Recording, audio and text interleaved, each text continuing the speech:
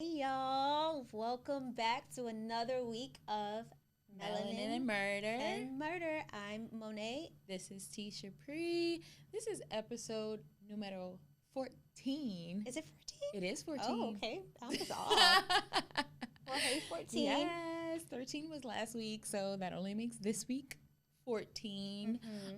We hope that you enjoyed last week's episode. This week we're coming at you in International Women's Month.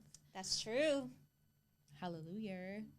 Shout out to Amen our to that. Black women. Shout out to us. Yes. So Black Women's History Month is what I call it. What basically what we're going for. So, yeah. You know, if you took something else from that, no, it's a Black Women's History Month. And to that, we're going to take a shot this week. Oh, we sinning this week. We are. Resident husband Kyle, I need you to do a very big task. I need you to go in that very large brown bag in the front pouch. I need you to bring me the glitter that's in there. Because glitter, yes. Yeah. Yep. There you go. Edible glitter is a part of our drink this week. Oh, that's exciting. And I'm sorry for being so like stereotypical women, but first of all, if you know me and Monee, we love all things. About being stereotypical. We love women. all things like, glitter, all things, flashy, all of that shit. So our drink is going to include edible pink glitter. I love it. I love it. I love it. I'm so excited. But of course, we got to, my dumb ass, I already poured the shots. Oh, well, we're good then. we're good. Here we go. So we have Hendrick's gin for our shots today. Does anybody else want a shot in our audience before we begin? Y'all got some red Solo cups? Because ain't no shot without the Solo cup. Let's pass these on to them. Well, we don't have cups ourselves. Okay, these are ours for sure. Sorry. Come on. Yeah. Well, I need them for my drink. Oh, yeah. Yeah. No, it's fine. It's fine. We're friends and family here. Bam. Shot. And bam. Shot. Beautiful. So we are cheersing. What are we cheersing to besides black women? And women who are black and women of color. Okay. So that's it. So cheers to all so of those things cheers. that she just said.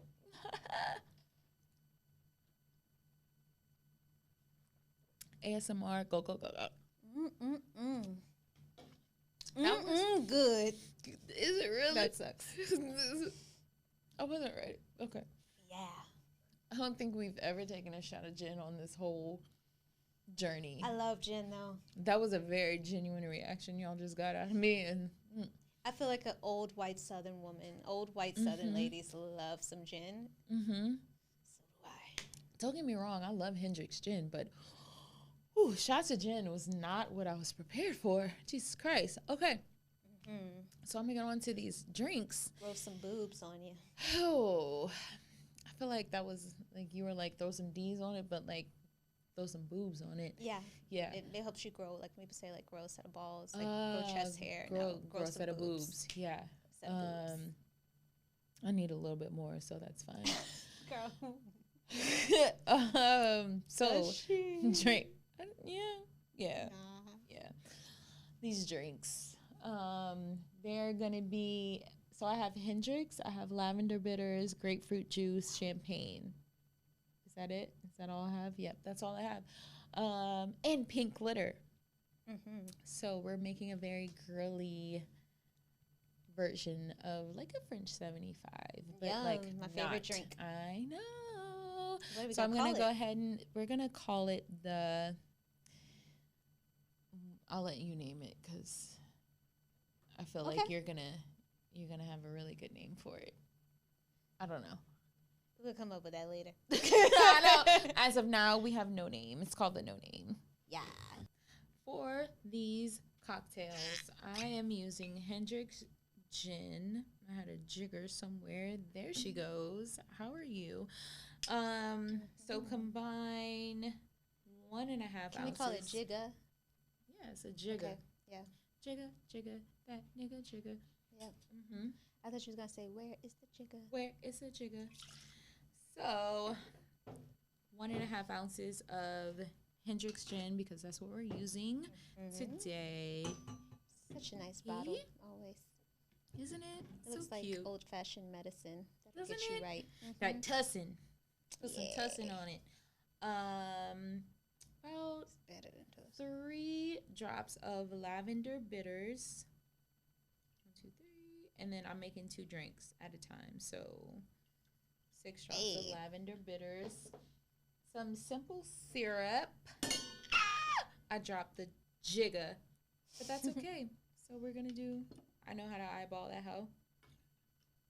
It's about 1/4 ounce of simple syrup and some grapefruit juice. And we're going to do about 1 ounce of grapefruit juice per drink. Again, I'm making 2 drinks. So all of that is combined in your shaker. You'll put your shaker lid on that thing, and we're just going to shake. Shake. Shake. We haven't shaken in so many episodes. In a long time. It's been a while. I forgot how to what shake. What did I make? My shaking is what really what bad. Have I been making to where we haven't been shaking? Old Fashions and margaritas. Wow. It's been a minute. I'm sorry. Hey, no, we love all of those things. I know, but I just feel like we've neglected the shaking part, and so let's strain into. I have 2 coupe glasses here, just for. Yum. Oh, y'all, I forgot the best part. The glitter. The glitter, because it's International Women's Day, and I have some prism powder. It's gonna be tourmaline pink, right? So ignore everything I just said, and we're gonna add that and then shake it again. A 1/4 teaspoon of this beautiful prism powder. I wish you could. That is very pretty. See it on camera, isn't it? It's gorgeous. I want to put it on my eyes. Oh my God! Just was about to say that. Get out of my head. I was like, I wish I could use it as eyeshadow because I definitely would. And the one you have on right now is gorgeous. Thank you so much. I borrowed it from my coworker. It's gorgeous. Because she had it on, and I was like, I texted her. I was like, I don't know what you have on, but I need to borrow that. So we're going to shake again. Yes. To include our pink glitter. Look how pretty it is on the inside of that. That's so cute. Right? Okay. So let's strain. Oh my God, that's gorgeous. I'm so excited. That is gorgeous. That's like the best drink. We love glitter. Ever. Like, I don't care what it is, but we love glitter. And pop open a bottle of champagne. Oh, this has to be my favorite drink of life. I waited to open this bottle on mic because.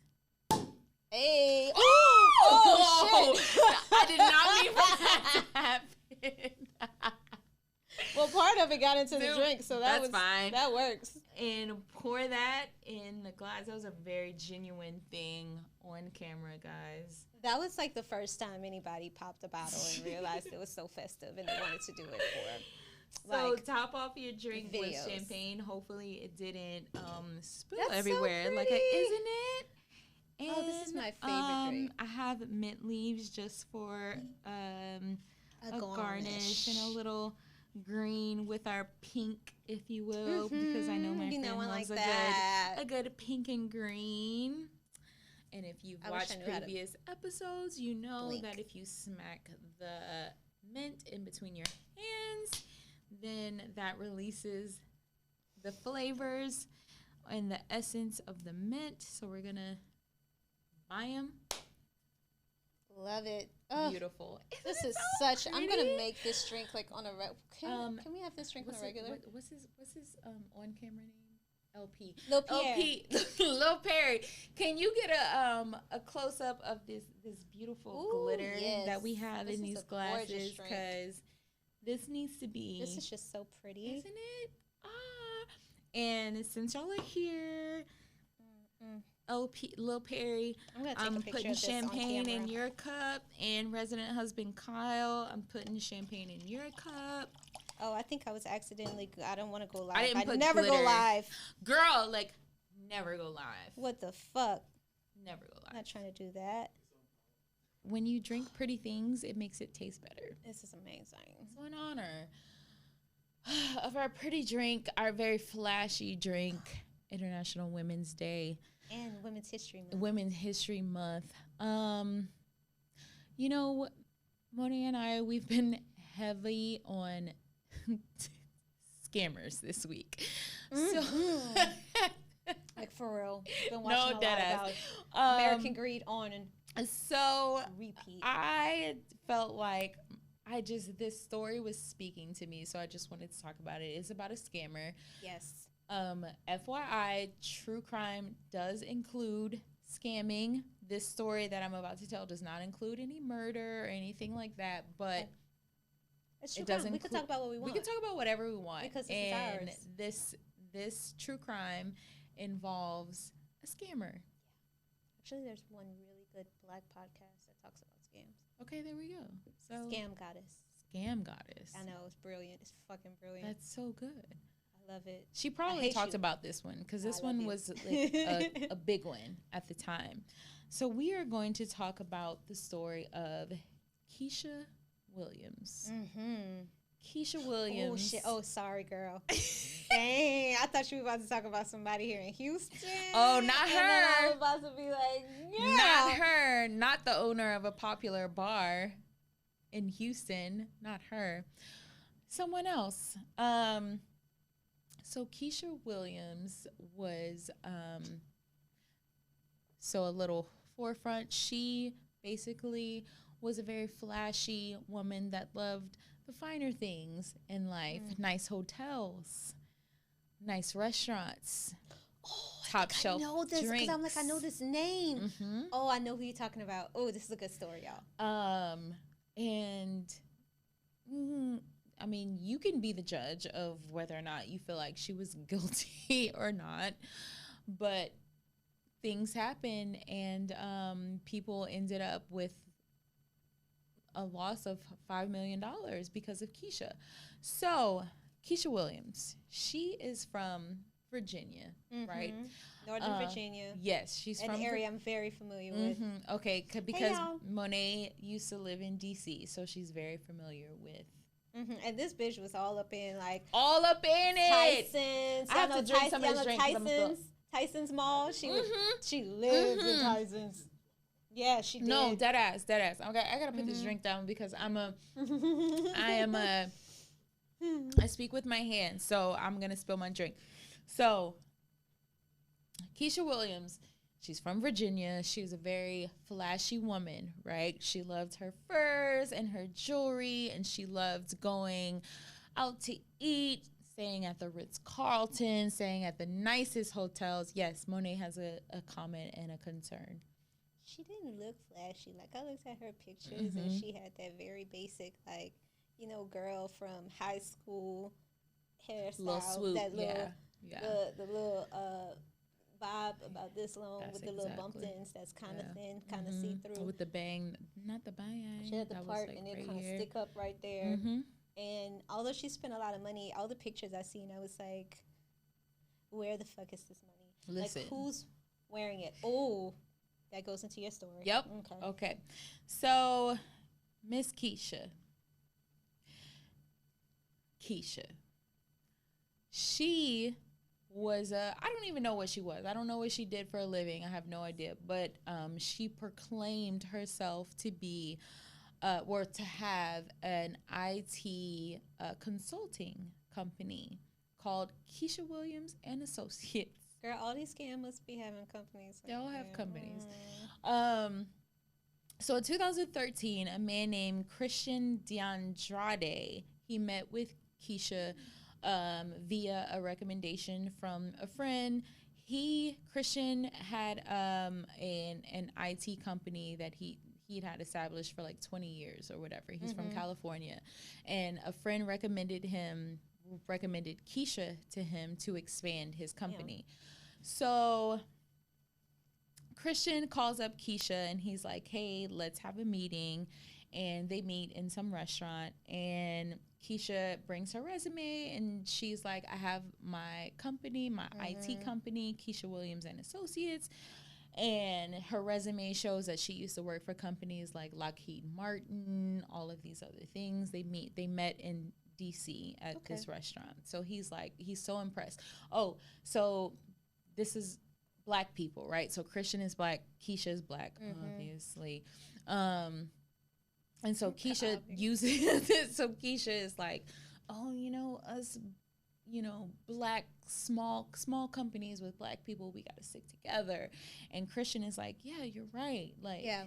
So that played a part on him, and he's like, oh, us small Black companies, we got to stick together. So he's like, okay, you know what, Keisha, I will pay you a $200,000 consulting fee. $200,000. Goddamn, resident husband. What you do? We need to be charged. You need to be getting $200,000 from for somebody your consulting. To consult on resident husband is a consultant, and he is not charging $200,000. And Monee is upset. Clearly we need this to is get me this. being a narrator for the situation. This story could have been us, Kyle. In 2013, you could have been Keisha. This could have been you, just but you playing. Just don't get caught. That's right. I lie, guys. I lie. I would never do that. So, Christian gets word of, because he had already had a setup tech company in California. He gets word of this company in Austria going bankrupt, and it's called Zytocon. It's a telemedicine company. In 2013, telemedicine was like, what? Yeah. I don't know what that is. Yeah, no, seriously. But now telemedicine is everywhere. Telemedicine, if for those of you who don't know, gives doctors a way to consult with their patients virtually. At the time in 2013, it was unheard of. So Christian was not unheard of, but because I did a little bit of telemedicine in residency, but it wasn't very. It was mostly for people in rural areas, and lots of platforms just weren't as, I guess, user efficient. Yes. Yeah. So at the time, it was a type of software that was a little bit rare and probably needed some work, but with the work, he felt like could have been $1 billion company easily in 2013 at the time. Easily. Right. So he calls Keisha, and Keisha's like, bet, say less. So Keisha calls Christian, and she's like, hey, went to Austria.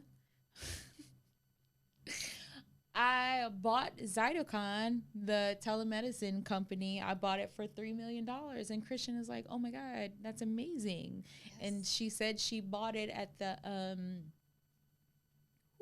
alcohol brain. She said she bought it at the I was about to say bankruptcy store. What is it called? I thought you were about to say the auction. She bought it at auction. Girl, so, yeah, no, that's what it's called. So she at an auction. She said that she said she went to Austria and Vienna. She bought Zytocon at a bankruptcy auction.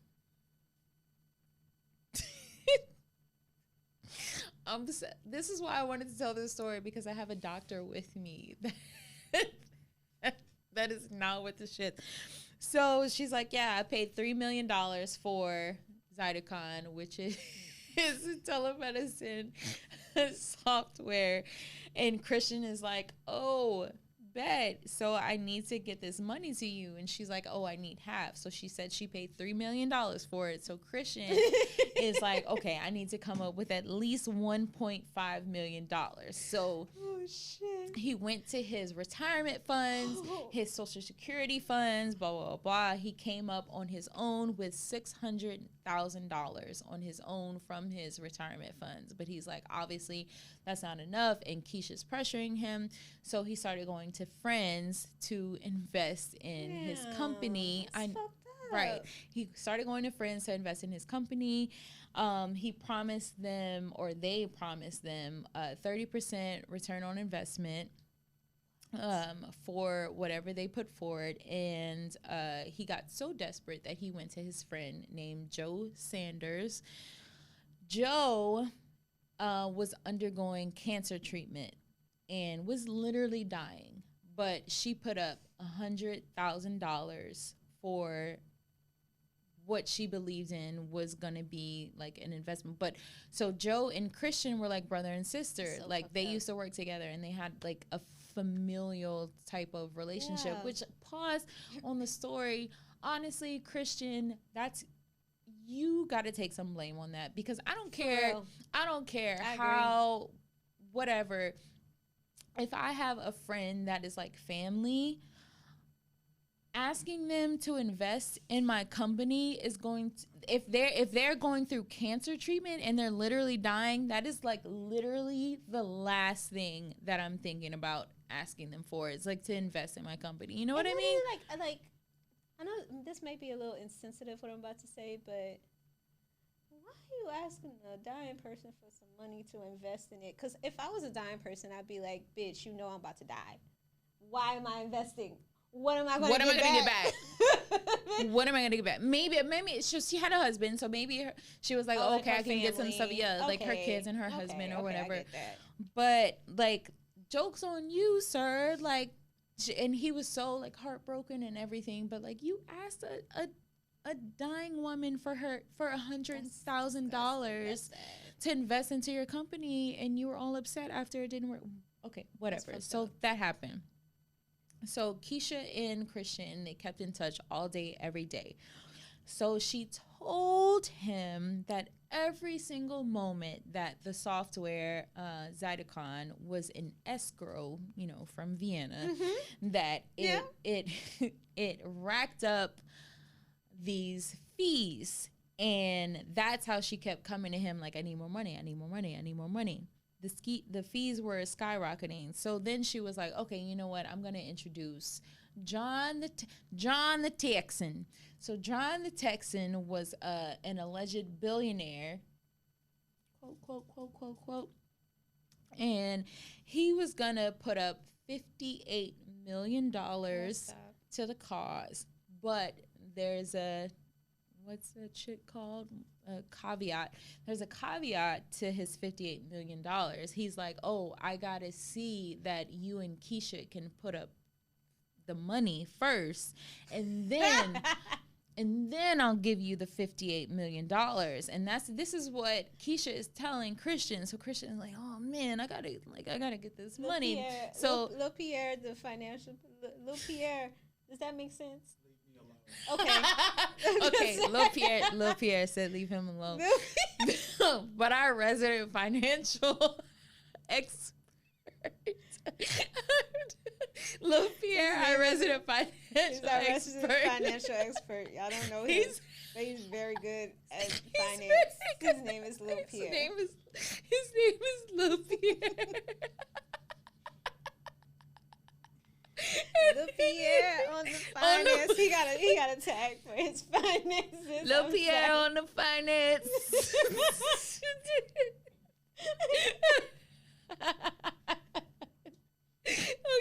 Okay. Oh, guys, this is serious. You're drunk. Okay. I literally made notes in my phone for this. Okay.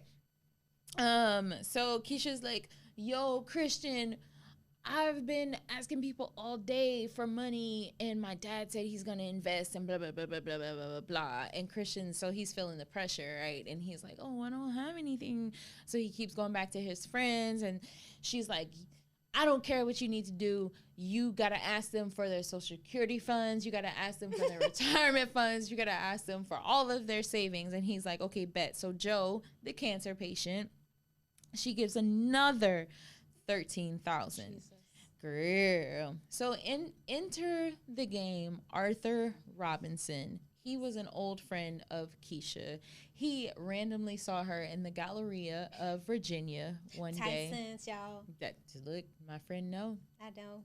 And, you know, she's wearing furs and jewelry. And he was like, whoa, like, you driving a Benz now? Blah, blah, blah, blah. And she was like, oh, yeah, you know, I just bought a tech company. And she told him that she paid $60 million for a telehealth company. And so he was like, oh, damn, you doing good for yourself. So remember Arthur Robinson, just remember it. And so Keisha had a girlfriend, Danielle. Danielle was a former NFL cheerleader, and she enjoyed the finer things in life. So I like a lot of people felt like Keisha was trying to impress Danielle with a lot of the things that she was doing, staying in these hotels. It was reported that Keisha stayed in the Ritz-Carlton in Virginia or DC. I don't know. It's the Four Seasons. Was it Four Seasons or Ritz? No, Ritz-Carlton. The Ritz right outside of Tyson, y'all. Resident DC expert Monee. It was reported that she stayed at that Ritz for 51 days, even though she owned a house in Virginia. But she's just like, oh, whatever, I'm going to stunt. So fast forward, the FBI got tips from people alleging that Keisha Williams and Associates scammed them. That's the name of her company. I literally did not make that up. That's the name of her consulting firm. So resident husband Kyle, Kyle, I'm not gonna put your last name on air, but Kyle Blank and Associates is coming. So the FBI got tips that company scammed them out of money. So the FBI started looking into her bank, what do you call it? Bank deposits, bank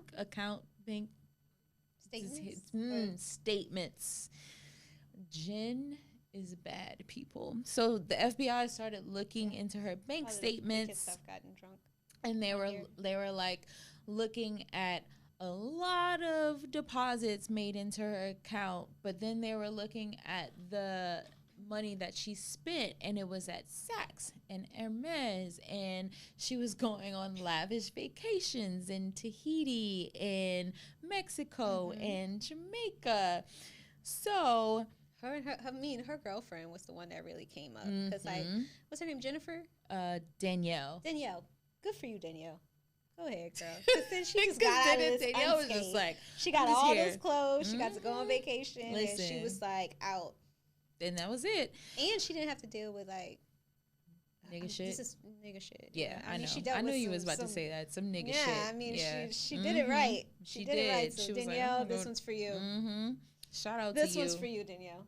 So in 2017, in 2017, Keisha hit Christian up and was like, yo, I'm in Vienna, Austria right now, talking about how she had to, like, she was trying to settle some accounts or some shit with the, Zydeco. This shit crazy. And she's like, but they took my passport away, and I don't know how I'm gonna be able to get out of Austria. I'm gonna be in Austria for like a hot minute, okay? So I need you to get this money for me, because I'm gonna be stuck in Austria because they took my passport. I'm in jail.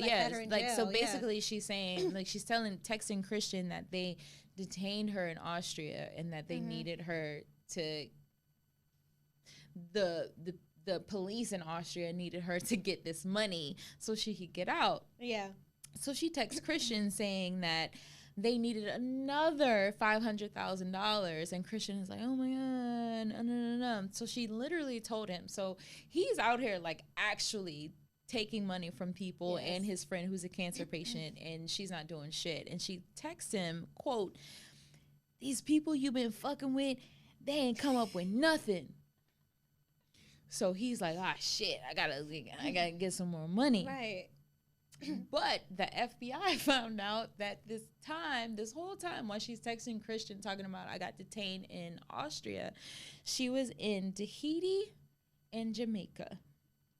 Living it up. You know and who else was there? Danielle.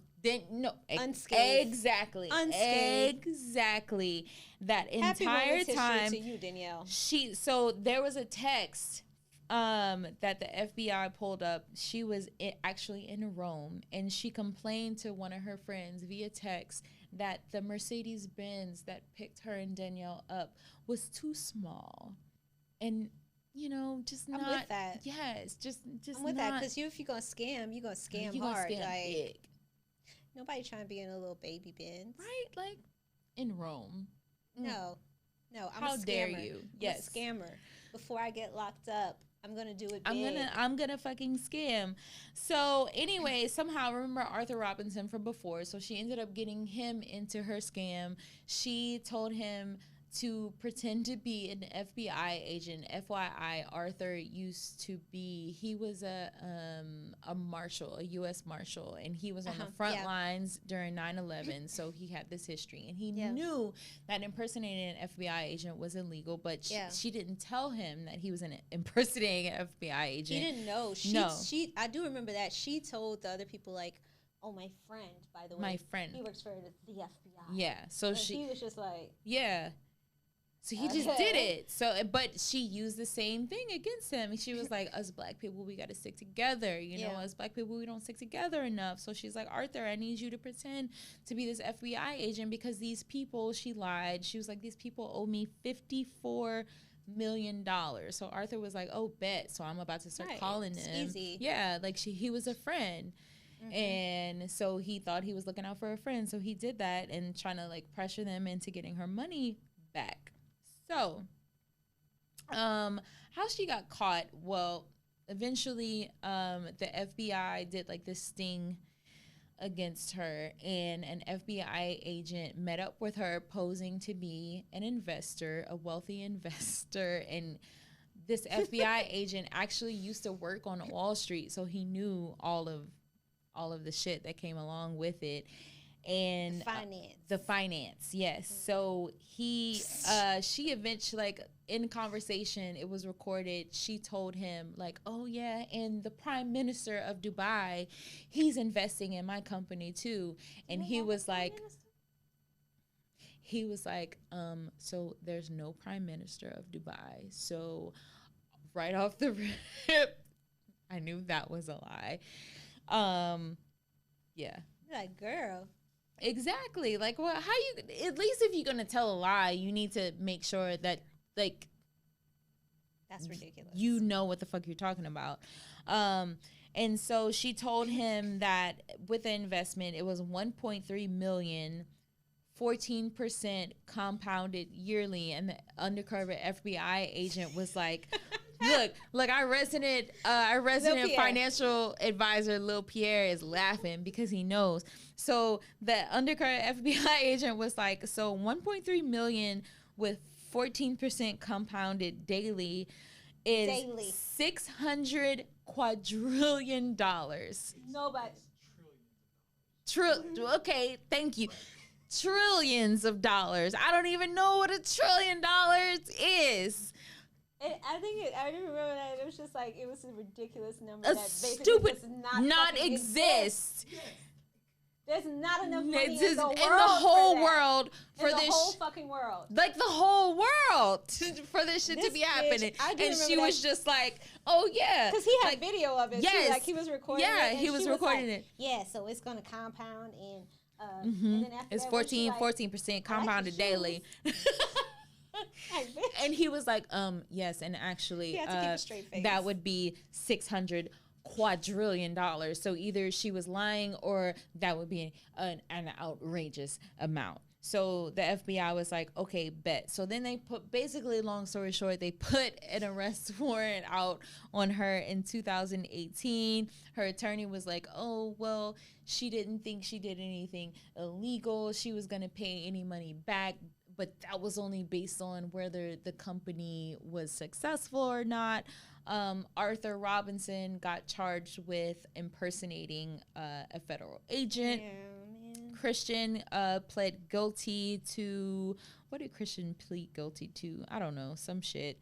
But Christian pled guilty. Oh, wire fraud.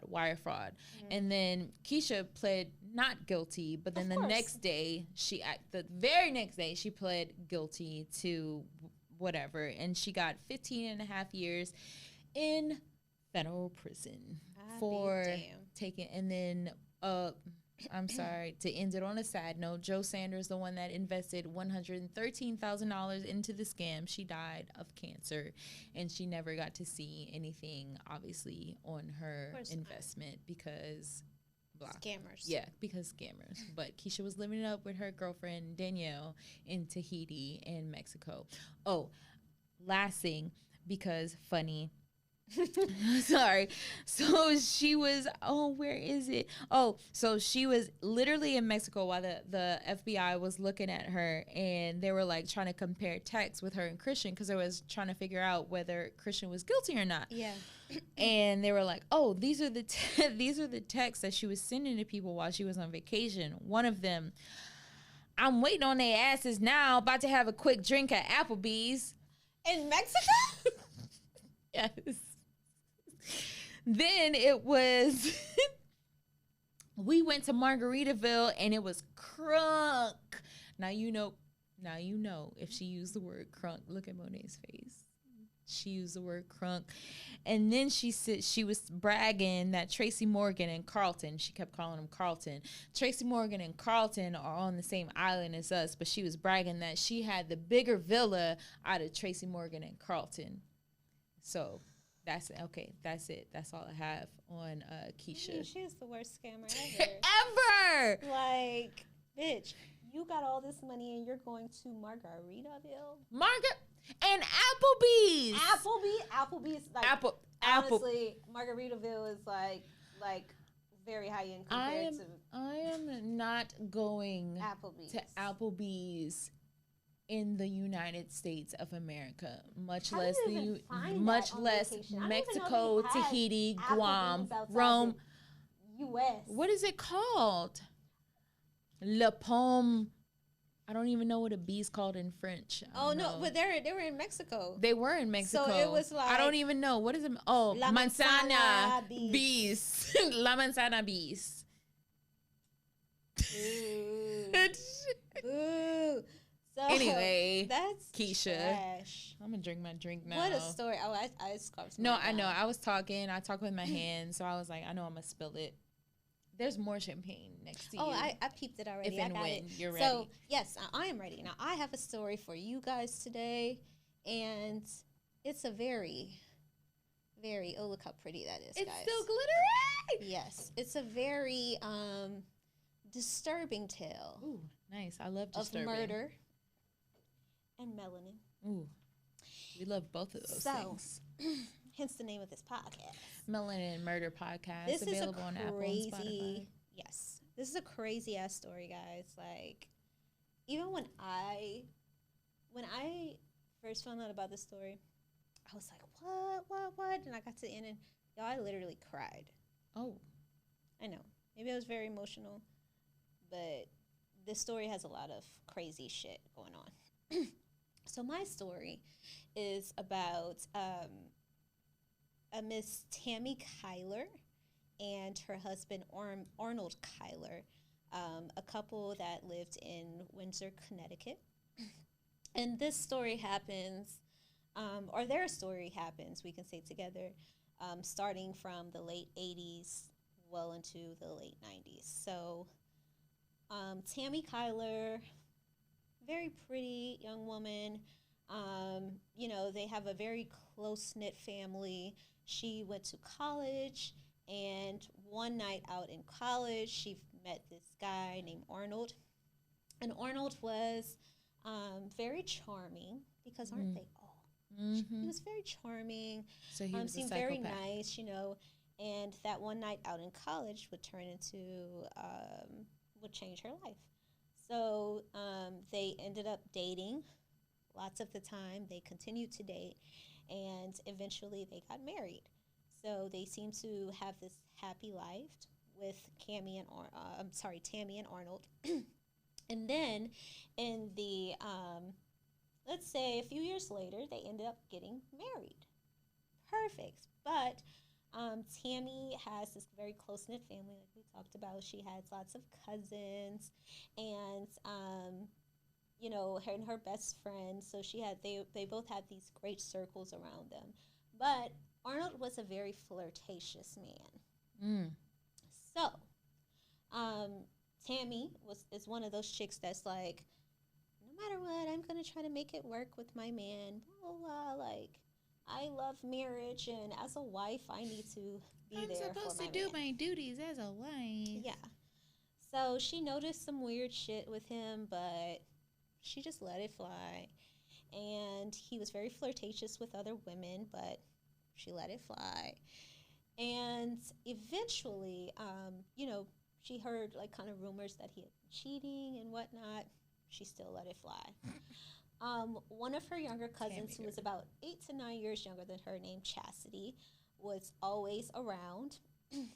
And Chastity, what she did was babysat their kids. So after a while, I believe in 91, they had a child named Jarrell, a little boy, very cute little boy that Chastity would babysit very often. And then a few years later, they had a daughter named Lindsay. Chastity also babysat that daughter also. So she, they were very much so intermingled, but Tammy, and not only Tammy, but their family members and Tammy's friends were like, I mean, Chastity's very flirty with Arnold. Extremely flirty. That's like always saying little things, always kind of just like, if everybody's around, it just seems like it's just those two. They're always very chatty and like talkative.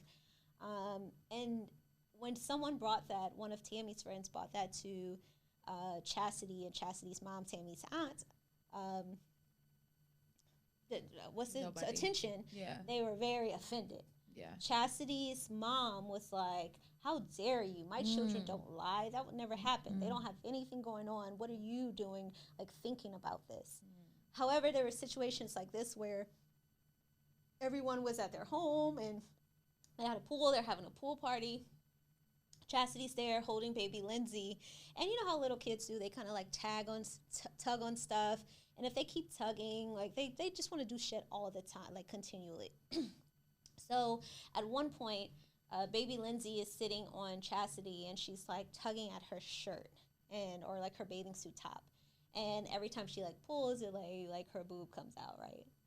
So she's just like, little Lindsay is doing that, and she's like, and then everybody's noticing that like Arnold is inside, but he's looking through the window and just staring at Chastity. Ew. So one of Tammy's cousins is like, what the fuck? Like, you see, and we all see him staring at you, like don't you think that's kind of inappropriate? And she's like, no, it's just a baby. So like, bitch. Let me just tell you, wouldn't be in my house. Tell you that. Let him know.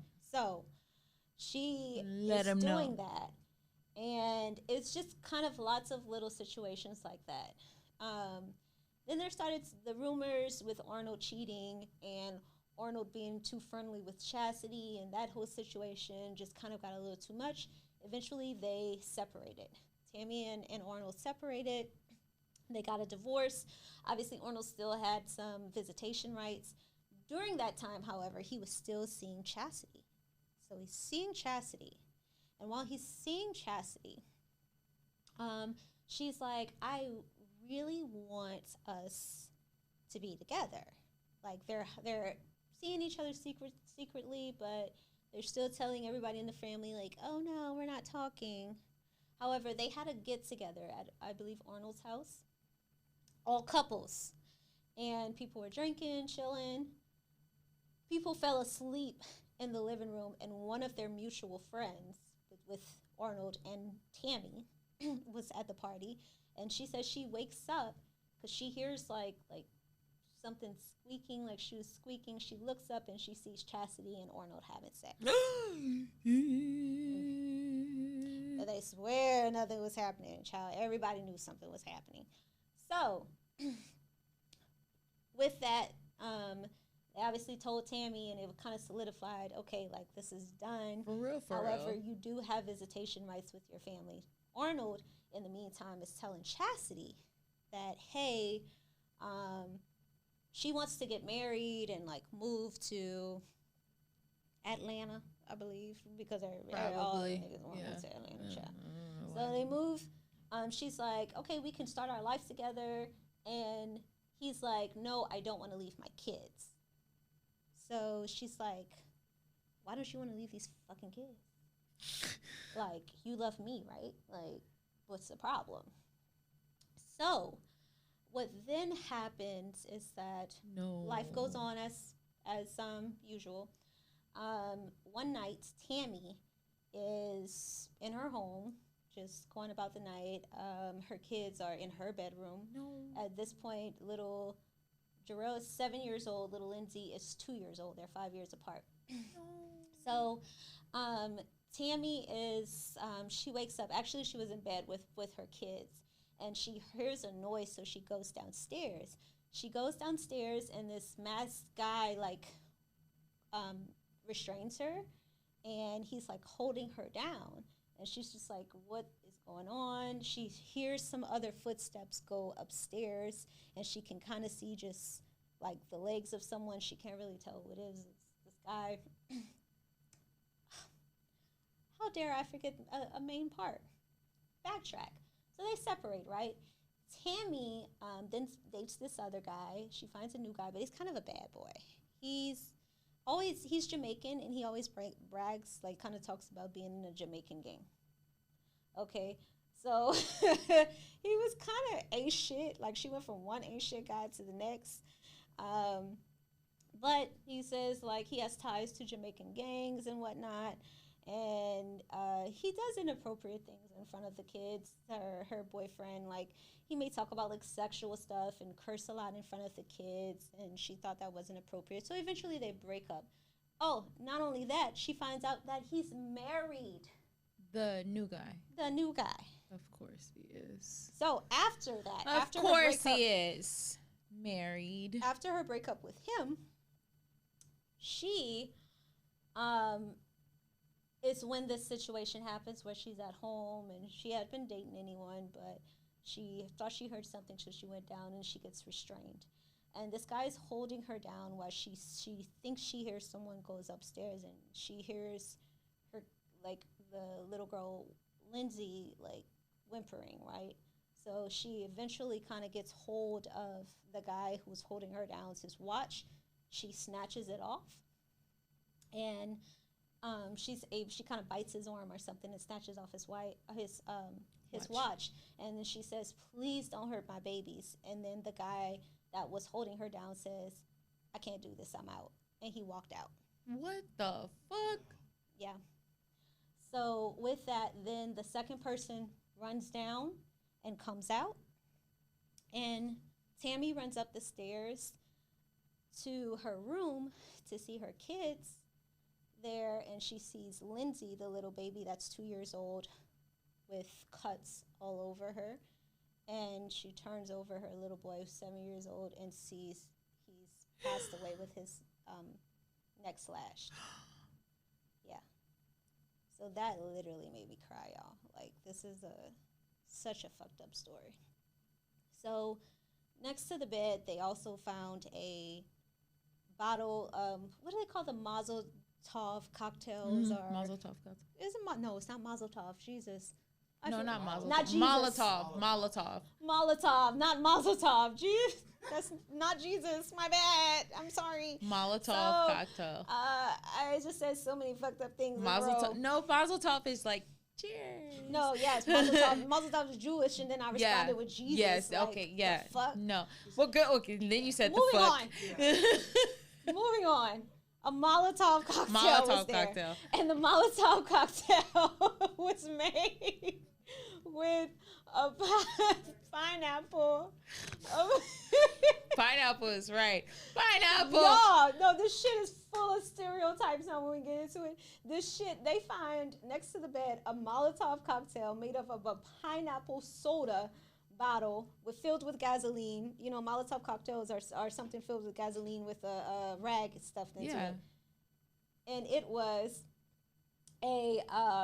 with pineapple soda. So then the investigators get into it, right? Jesus so they're like, Christ. Okay, there's kind of an offshoot of the Jamaican gangs that are here in this area in Connecticut.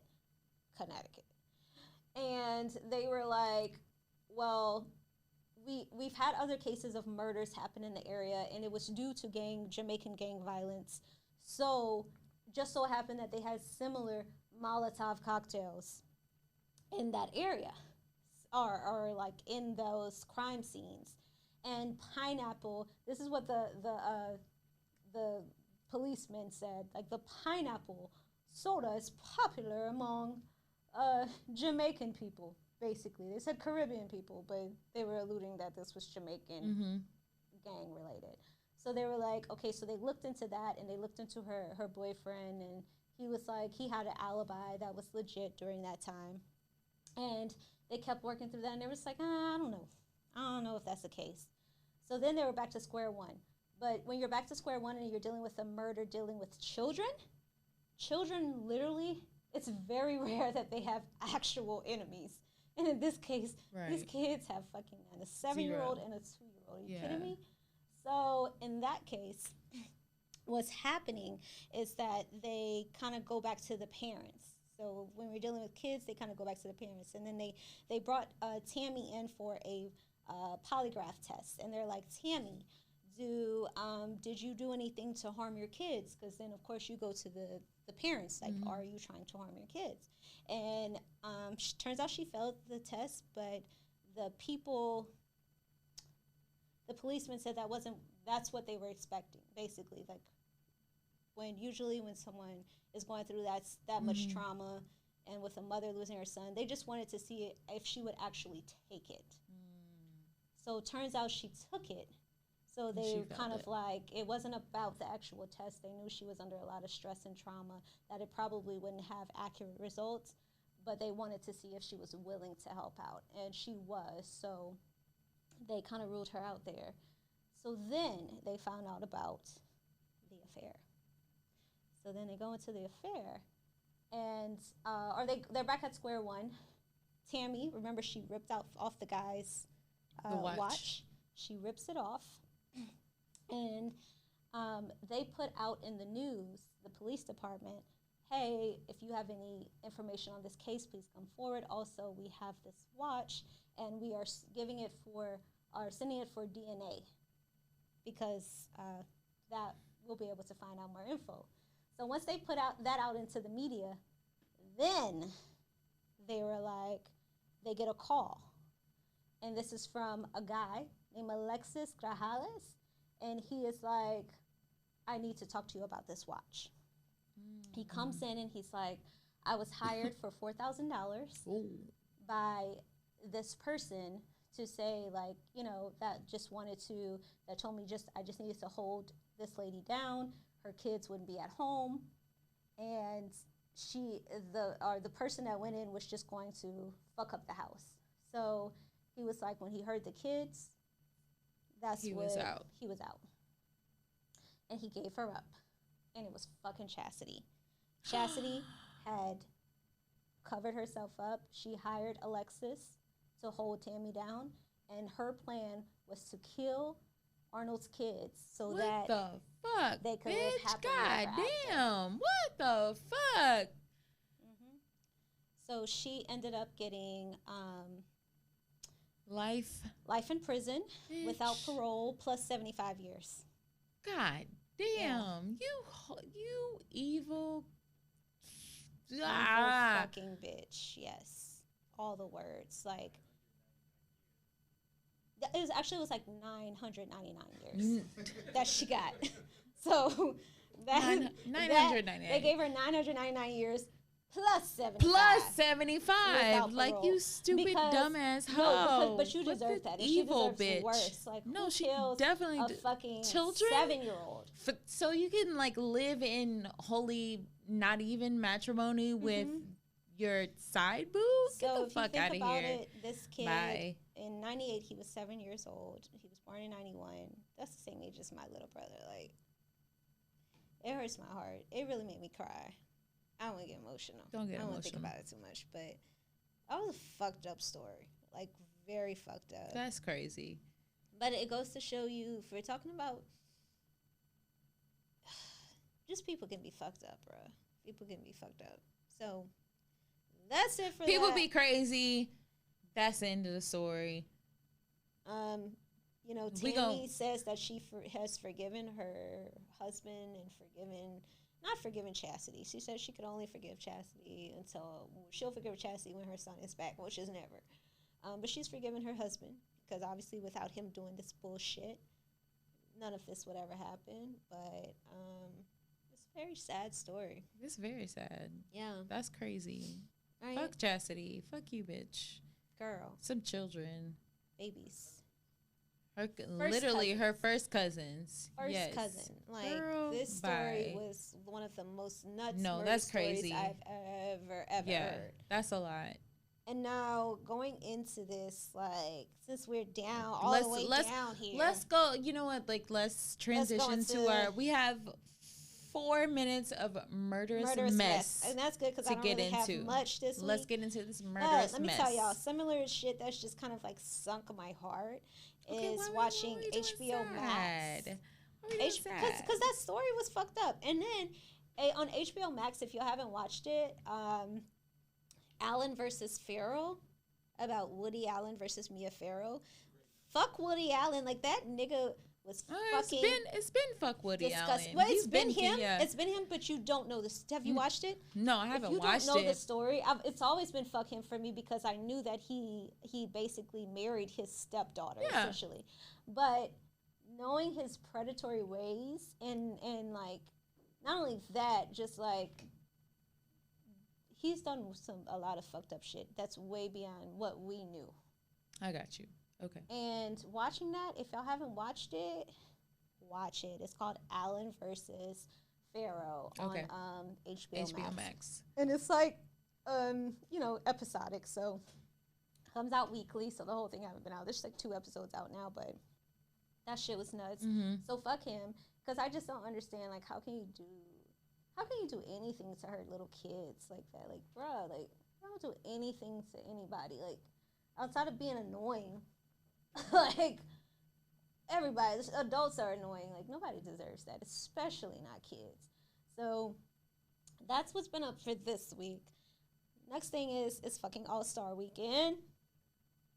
We out here in Houston. Oh, one huge thing that happened is our governor decided to make, the mask mandate go away for the whole state because apparently COVID is over. Who knew? COVID's not a thing. It's over. Knew? It's over in Texas and Mississippi. I don't know. It's gone. Must be like you can't catch it. If you have like a large amount of KKK members in the same area, like they kind of wipe, like they're white. They just wipe out COVID. That's it. So I think that's what they're going for. So Houston, you've been exhausting. You've been fucking exhausting. Child. And the no mask mandate doesn't even start until Wednesday, but you still have been exhausting. I'm tired. Okay, I'm fucking tired of telling you people to put your fucking mask on because remember, it is by business only. And Governor Wheelchair definitely made that clear whenever he said each business can do whatever the fuck they want, because that means that hourly employees who only get paid fucking like $2.13 an hour are gonna have to tell y'all to put your fucking mask on. And they're not getting paid enough to have to fight people to put their fucking mask on. So, Governor Wheelchair, fuck you. Yikes. Next. Yeah. Yep. No, but for real, fuck y'all. No, but fuck you. Fuck you, Governor Wheelchair, and fuck you that don't want to put your fucking mask on. Because you know what I want? And I'm going to put this on my social medias. Like, for all the people that don't want to wear masks, I'm going to tell them the next time you go in for some type of severe surgery, triple bypass, whatever, like any surgery, it doesn't matter what the fuck it is. Your doctor will not have a mask on, protective mask on while they're doing your surgery. We definitely go through like scrubbing into surgery. No scrubbing. Is a very intense process. No scrubbing. Like, y'all don't even know. They don't know. It's not just washing hands, guys. No. Like, scrubbing into a surgery is a very intense process, and it has a lot of different steps. So, there's no scrubbing in. There's no mask before your surgery. That's a quadruple bypass. That's your knee replacement, that's your hip replacement, that's your ACL surgery, all that shit that you go into. Dumbasses, they gonna say, but it's different. No, it's not. It's different. If you don't want people to walk around protecting their breath, their COVID breath from you. Then the next time you go in the next time your fucking elderly ass grandma goes in for her quadruple bypass surgery, the doctors in there are not going to be wearing a mask. How do you feel about that? Bitch, fuck you. Yeah. Fuck you. Ditto. Non-mask, stupid ass hoes that feel like they have a medical degree but did not go to med school. Ooh, child, don't even get me started on that. Jesus, y'all are stupid. You're stupid, and you believe in internet propaganda. Fuck you. I said fuck you to 3 cameras, and fuck you to the microphone, to everybody that's listening. If you're not watching, fuck you if you don't wear a mask. Fuck you if you don't listen to Dr. Fauci. Fuck you if you don't listen to all of the people that tell you to be safe, wear a mask, social distance, 6 feet apart, stay home, all of that good bullshit that are keeping us safe. Bars. And that's the end. That's the end of Melanin Murder. Did you have anything else? Because I just went on a rant of fuck yous. Did you have anything? That's basically the main thing. I was about to say it's All-Star Weekend and niggas. And niggas are acting stupid and not wearing masks and filling up the clubs, and we knew that was about to happen, and that's why we didn't want All-Star Weekend to happen. Atlanta's just like Houston. Atlanta's been open, so all you people that's going out and you spreading your motherfucking COVID around, even though you're not vaccinated, fuck you too. Fuck everybody, honestly. Fuck everybody except me and her. Fuck everybody except me and her. Thank you. Are you vaccinated? I don't know. I'll get you together. Obviously, but I'm just mad. I'll get you together, buddy. I'm just mad. Okay, if you can't get the vaccine, I got a pre-existing condition. I can't get the vaccine. So the funny thing is, what I've noticed and what I realized is that why the fuck is it so hard to get in Houston? Because actually at home it's very easy. And we're from Lafayette, Louisiana. Yeah. Like my mom got it, and she was like, "Oh, they're giving out here and here and here." I was just talking to a resident husband about this. It's so difficult for us to get it, but I'm cannot gonna try get in Houston to get that from my friends. But even like as a physician, it's been difficult for me to do that. Like even for my husband. So and that's her fucking husband. I don't understand why it's so. I saw a Nextdoor post about somebody that said they just showed up at one of the vaccine locations. Yeah. And they just so happened to have extra left over, and they were like, "Oh, well, you're here. It can't go bad." Exactly. So they just so happened upon a vaccine, but it's so hard to get out here. Of my friends and family vaccinated as possible. For whatever reason, Houston is making that very Houston is making it really hard compared to other places. Yeah. But anywho, even if you are vaccinated, there's still probably a 5% chance that you could still spread COVID to other people, which is why you should still wear your motherfucking mask. Well, I mean that's a small percentage. If you are vaccinated, then that's great. That really cuts down the amount of spread for a lot of people. I don't want you to harp on that 5% because 5% is actually extremely low. It's not about that. Wearing the mask is just about being in solidarity with the rest of with everyone, because there's no way for us to know. People can make fake cards and stuff if you are vaccinated or not. So it's about being in solidarity with one another and being there for one another. At some point, it's just like wearing it because that is what is required at the moment and for a good cause. So it's not to say that, because I don't want to turn people off to getting a vaccine and they think, well, it's a 5%, because I've heard that many times, 5% chance that it won't work. Like, that's very, very, very, very low. Like, you're looking at the glass half empty versus half full. So, got you. I don't want to harp on that, but I want you guys to be safe and be safe and help others be safe. Really think about other people other than yourselves. Yeah. It's the whole thing that the pandemic and the COVID pandemic has kind of showed us, that it's more than just us. So right. Look out you want people to think about your family and you think about theirs and theirs. So that's it for this week of Melanin and Murder. Thank y'all for tuning in. So you got all the melanin and you got the murder and glitter. So, cheers to women. Cheers. I'm Tisha Pree. This is Monee. So we will see you in 1 week. See you in 1 week. Yes, that is correct. Have a good week. Cheers.